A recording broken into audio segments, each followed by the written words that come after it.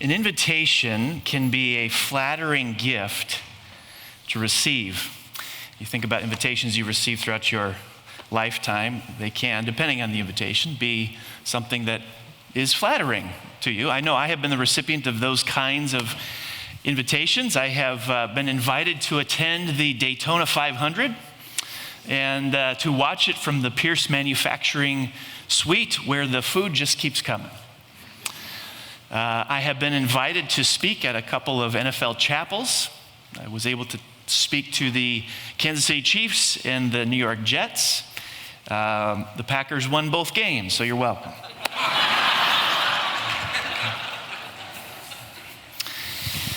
I've been invited to play golf at Whistling Straits and other spectacular golf courses, and I've been invited to numerous exciting family events, weddings, anniversary parties, and so on.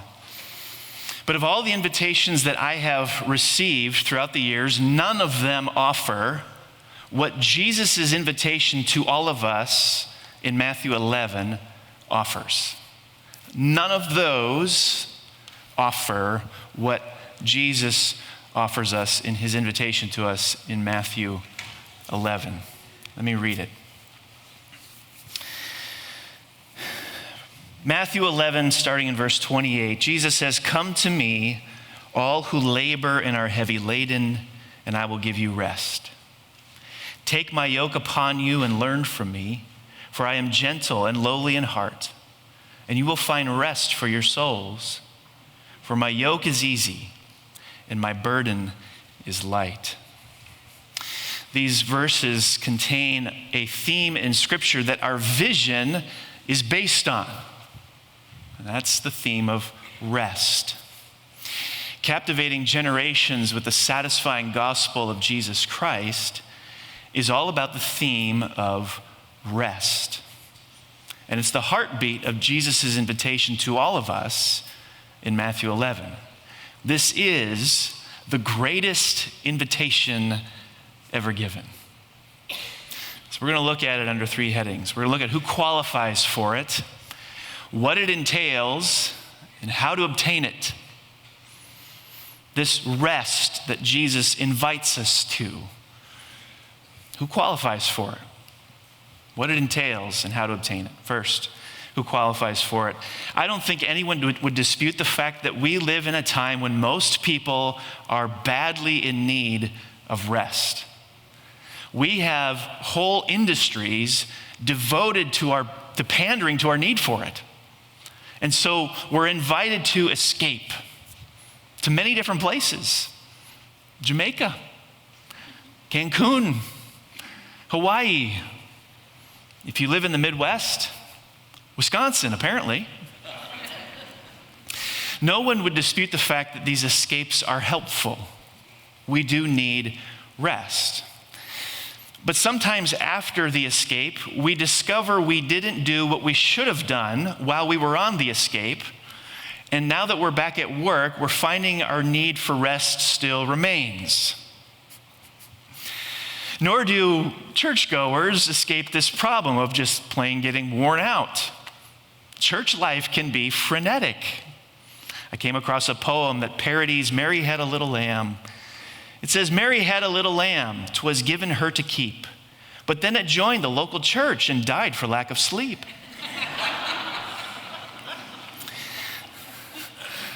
Most of us need to slow down. But there is a rest underneath the rest you find in Cancun. That rest underneath the rest, that deep rest, is the topic of Jesus' invitation. He says, "Come to me, all who labor and are heavy laden. So who qualifies for this? Plain and simple.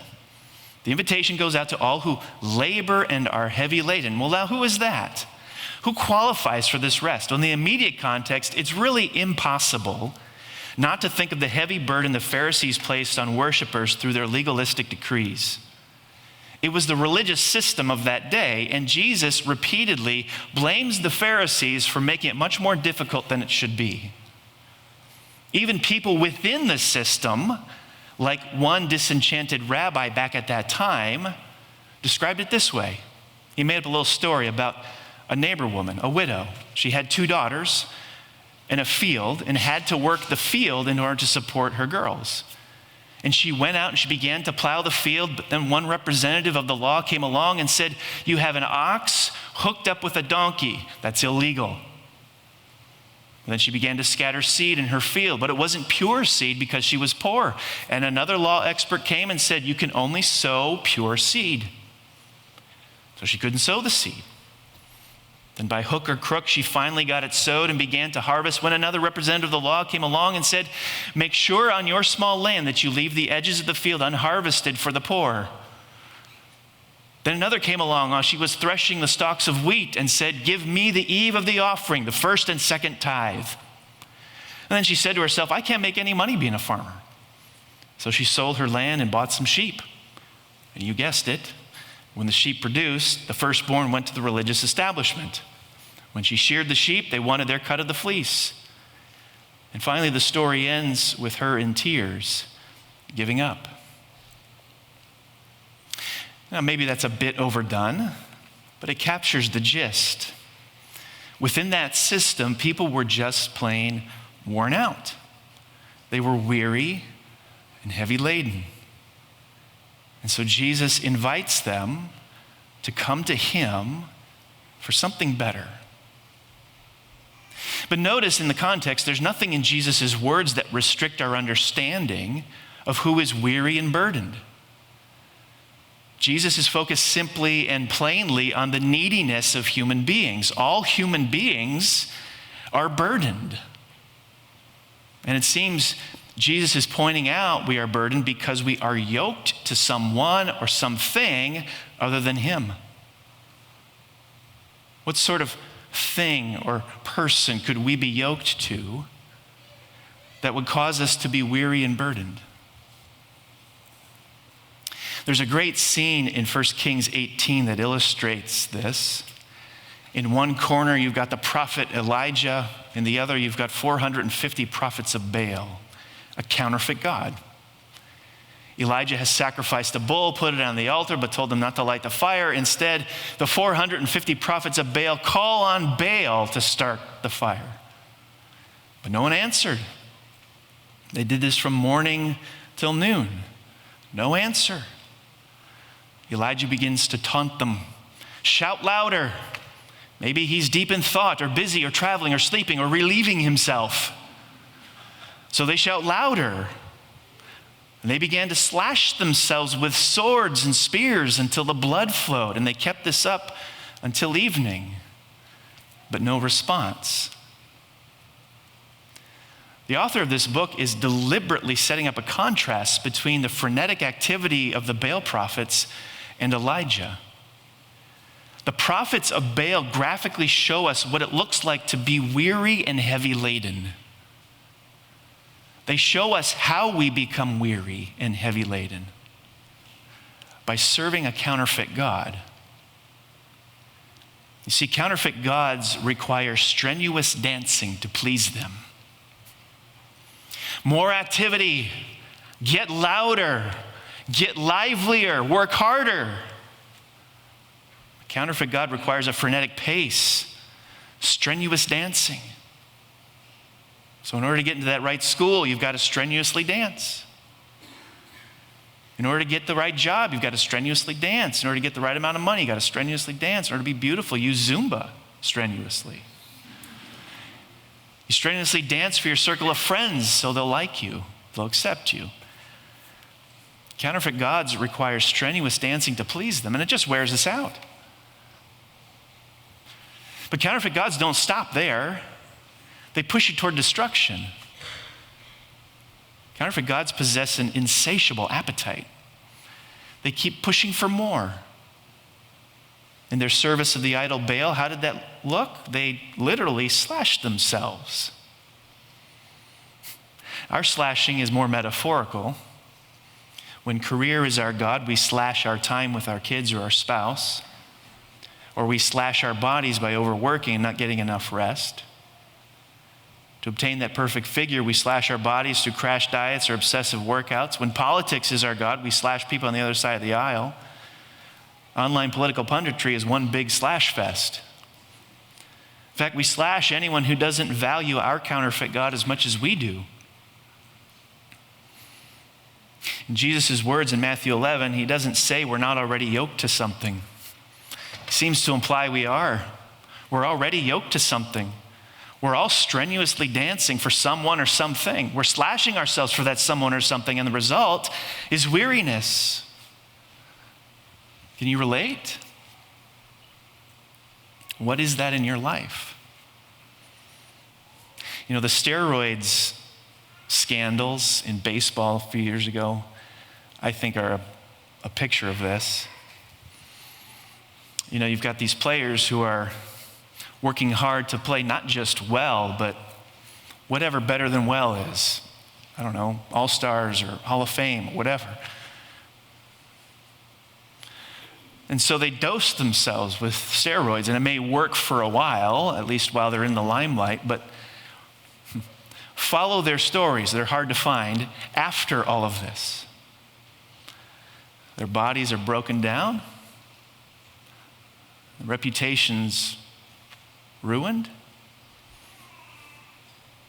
What if they had been content with where they were, with being good? We're weary, we're heavy laden. Have you identified the counterfeit God whose yoke you're carrying? Second, what this rest entails. What is this rest that Jesus invites us to? Rest is such a rich theme throughout the scriptures. Its first appearance is in Genesis 2, verse 2. After God finishes creating, he rested. You ever wonder what that's about? The eternal God, I mean, the scriptures are clear. He doesn't grow weary. He doesn't grow faint. He doesn't get tired. Why is he resting? He's not resting because he's tired. He's resting because he perfected what he set out to do. To rest is a statement of completion. Everything is as it should be. The work is done. That's what it means to rest. It's to take a step back and be able to say, everything is as it should be. And of course, at this time, in Genesis 2, it was. Rest reemerges in the story of Noah, whose name means rest. When the floodwaters began to recede, the ark came to rest. God has enacted his judgment. The work is finished. The ark is at rest. Or to put it differently, maybe now things are as they should be. Of course, it comes with a caveat. In just one chapter, Noah gets drunk and brings embarrassment upon his family. But we're meant to see and experience through this story a type of rest, however imperfect it may have been. Evil has been wiped out. God is starting over with a new creation. Picture being one of Noah's family members. You aren't blind to what's transpired over the past several months. You know full well the catastrophe that has taken place. But there also must be some sort of peace about you. Why? Because you've been saved. Your family's been saved. The incredibly evil world you lived in has on some level been made new. You're experiencing rest. And how did that happen? What was your route to getting there? Simply trusting in God's mode of salvation. Rest is the contentment, the satisfaction, the peace, the okayness that your soul longs for. Rest is the longing that every one of us has to be able to stand back and say, everything is as it should be. Jeremiah Burroughs, writing some time ago, says Christian contentment is that sweet, inward, quiet, gracious frame of spirit which freely submits to and delights in God's wise and fatherly disposal in every condition. I don't know a lot about many of you, but I do know you have a deep longing to be able to say of your life and the world, everything is as it should be. I know you long for that. In other words, you long for rest. Not to take a nap, though I wouldn't mind that this afternoon. Would be able to take a step back in your life, marriage, or world and say, yes, everything is as it should be. You long for rest. It's a universal human longing. And Jesus is offering it. In 2005, Brittany Ruiz became an adult film actress. She was beautiful, insecure, abused, and unloved. The perfect credentials for someone aspiring to this kind of career. She started at 18 and hit the ground running in search of the love she lacked her entire life. She worked as many as 60 consecutive days, starring in more than 275 films over 7 years, winning a number of awards and receiving mountains of accolades. Producers coveted her, men worshiped her. She was not only loved, she had fans. Life was good, right? No. Like most stars in that industry, Ruiz became depressed. In her words, she turned into an emotionless rubber Barbie doll. To cope, she self-medicated with alcohol, cocaine, and heroin. She cut her wrists. She tried suicide multiple times. She wanted out of the film world she was in, but like most in the industry, had no idea how to leave. Until November of 2012. In the midst of an emotional breakdown, Ruiz met members of a Bible church who happened to do cold turkey evangelism outside a convention center in New Jersey. People from the church pleaded with her to choose Jesus over her adult film career. The penny dropped. Her heart melted. She quit dancing and slashing for a counterfeit God, and she ran to Jesus for rest. Maybe on some level you can relate to her. Jesus' invitation is for you. Come, all you who are weary and heavy laden, and I will give you rest. Third, how do we obtain it? How do we obtain this rest? The first thing Jesus offers the weary and burdened is very simple. The first thing he offers is me. He says, come to me. The first thing he offers the weary and burdened is himself. So what you need is not better advice or a more strategic to-do list. You need a person. What you need is an encounter with and a relationship with Jesus. Do you have that? Do you really have that? If you haven't come to Christ, you don't have this rest. Because you don't get this deep sense of rest, this contentment, this satisfaction, this okayness, this existential settledness any other way. Jesus says, I will give you rest. He alone has it. You won't find it in your career and romance and politics and sports and wealth or beauty. They don't have the rest that Jesus is offering. This step in receiving this rest is simple, and yet so many will miss it. Come to Jesus. The second thing Jesus offers in order to obtain this rest is a different yoke. Now, after you read Jesus' words, He says, I will give you rest. Perhaps you expect to read something about a vacation destination, a new recliner, a relaxing massage, or a sleeping pill. You don't get any of that. Instead, what do you get? You get a work order. Take my yoke upon you. By the way, this is a human yoke, not a yoke used for oxen. There were human yokes in the day, right? Wooden frame placed on the shoulders, make the load easier to carry, evenly distributing weight, etc. It's an instrument for work. Rest is not a laziness. Rest comes from working. Rest comes from laboring. Rest comes from learning obedience to Jesus. Jesus did not turn to the weary and the burdened and said, take my chair. Take my mattress. That's equipment for sitting and sleeping. There's no sitting, there's no sleeping. He said, take my yoke. You'll be working.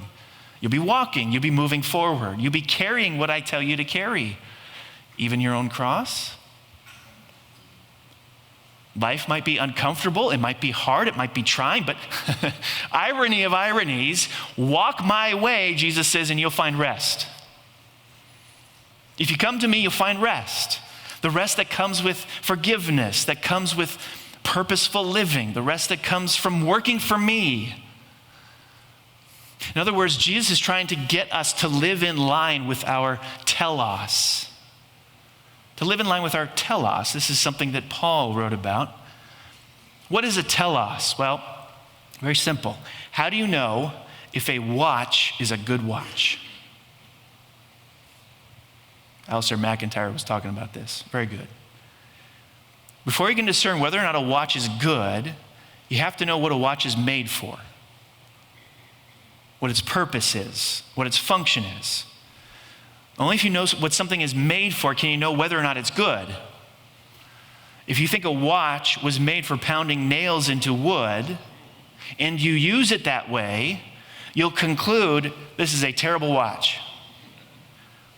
If you use the watch for keeping track of time, you'll conclude it's a good watch. Your telos is your appointed function, your role, your purpose in life. So when Jesus turns to the weary and burdened and says, take my yoke upon you, he's saying, you've got one on now that is telling you watches are used for pounding in nails. I mean, think about it. Has sexual immorality brought you rest? Has partying every weekend brought you rest? Has that perfect girl or guy brought you rest? Has climbing the corporate ladder brought you rest? Has your education brought you rest? Has any of that stuff you keep buying, the house, the car, the vintage sports car, the vacation home, the home entertainment center, the hot tub, the box of Twinkies, brought you rest? Has any of that really brought you rest? No. Why? You're trying to pound nails with a watch. Jesus says, come to me. My yoke will tell you watches are used for keeping track of time. Live my way, and you'll find rest. Some of you here desperately need this message. You're looking for contentment in all the wrong places, and you're wondering why it's not working. Jesus is calling. Come to him. Do business with him. Get serious about him. Do it today. Do this little thought experiment. Imagine Jesus is sitting next to you. And you turn to him and you ask him, hey, Jesus, how are things between the two of us? What's his answer to the question? But let's zoom out a bit. Our own state, Wisconsin, is weary and heavy laden. A recent study came out listing the top 50 most drunk counties in the country. 41 of the 50 are in Wisconsin. I chuckled too, and yet it is tragic. Are you paying attention to the sharply rising opioid crisis in our state? Counties around the state have declared fentanyl a community health crisis. The marriage, sex, and gender ethic of our day is in total and complete chaos.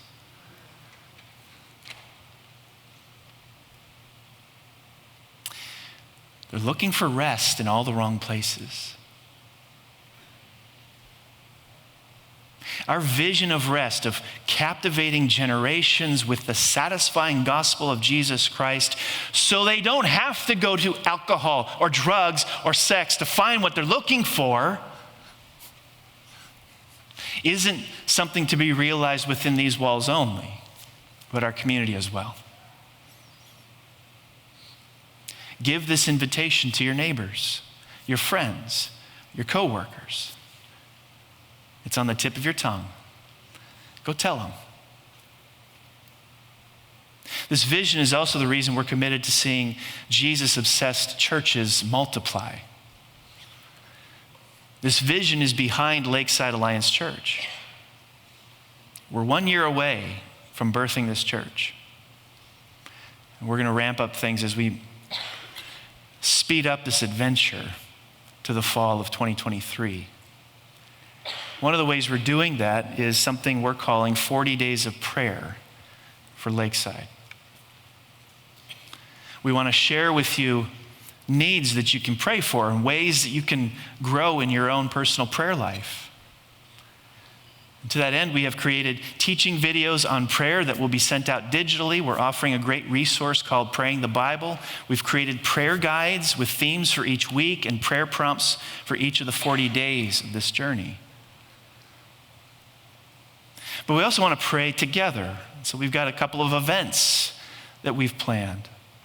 We're going to be doing a prayer walk in Port Washington on Saturday, October 1st, Upper Lake Park, 9:30 in the morning. We're going to be doing a prayer and praise night on Wednesday, October 19th, right here at the church. We want to bring all of us together on this journey, 40 days, all of us together. Stop by the table in the lobby. You're going to see folks there. They'll get you what you need. They'll answer your questions. We want us journeying together on this. Why pray? Well, one of our values is prayer. Our vision is captivating generations with the satisfying gospel of Jesus Christ, but there are certain things we need to embody if we're going to get traction in seeing that vision accomplished, and one of those is prayer. Prayer is ministry. Prayer isn't the pregame show, it's the game. It is itself ministry. It's not the thing you do before the ministry happens. It is ministry. People involved in church planting in other parts of the country that I talked to over the past couple of years said the same thing about church planting. They said the ones that were successful were the ones where they had a healthy approach to prayer before it got started. People need an encounter with Christ to find rest. Not an encounter with me or you. The Lord might use us as tools, as instruments, but that's all we'll ever be. Behind the 40 days of prayer is a desire for revival. To see the Port Washington area and beyond, one for Christ. We want to see Southeast Wisconsin find rest. Ministry year to come, one we have in front of us, is high risk, it's high faith. But we serve a big God. So let's ask him for big things. Let's see what he does. So one more thing I want you to notice about Jesus' words, and I'll finish with this. I think there's a double entendre in his statement. Come to me, all you who are weary and heavy laden, and I will give you rest. The writer of Hebrews gives us yet another meaning to rest. The one we'll enjoy when we breathe our last. We sing it here. When I pass through death, as I enter rest. In an ultimate sense, death is God's way of getting the believer to answer Jesus' invitation to come to him. And when death does facilitate our coming to Christ for our ultimate rest, there's no doubt we will come with weariness and burdens, which will only serve the purpose of making our final rest so sweet. I love the picture of Revelation 21.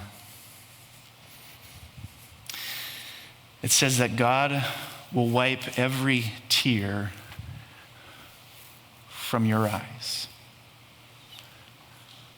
The imagery is poignant. It has us entering glory with the tears of our weariness and our burdens still upon our cheeks. And it's God's own hand who will reach down and wipe them away, as he invites us in to experience our ultimate rest, where we will truly stand back and say, yes, everything is as it should be. Let's pray.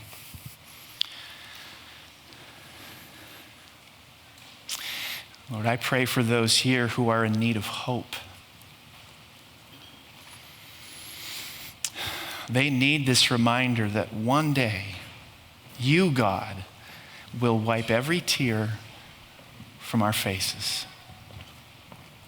You will bid us to come and experience our perfect, unending rest.